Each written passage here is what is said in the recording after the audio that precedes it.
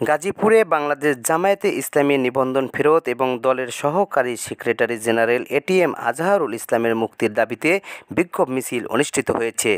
গাজীপুর থেকে নূরে আলম জিকুর তথ্যচিত্রে বিস্তারিত।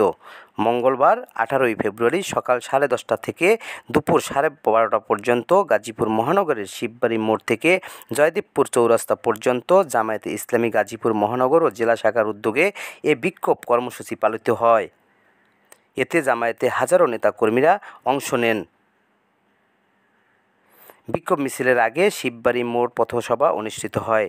জেলা জামায়াতের আমির ডাক্তার জাহাঙ্গীর আলমের সভাপতিত্বে এতে প্রধান অতিথি হিসেবে বক্তব্য রাখেন জামায়াতের মহানগর আমির অধ্যক্ষ জামাল উদ্দিন।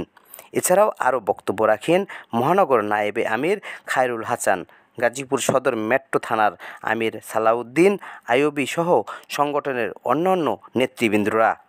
বক্তারা বলেন, জামায়াতে ইসলামীর নিবন্ধন বাতিল করে সরকার গণতন্ত্রকে সংকটে ফেলেছে।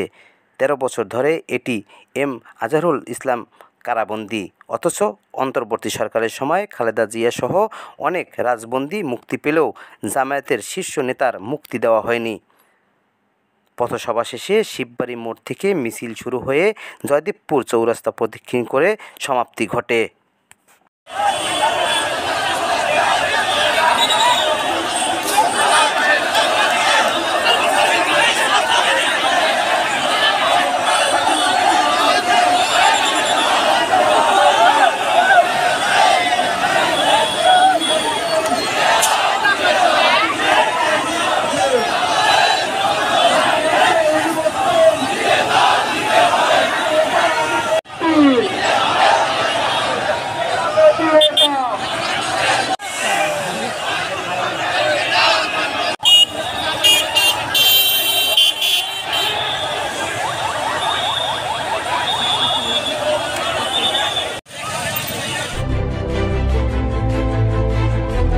16 বাংলা টিভি, আবহমান বাংলার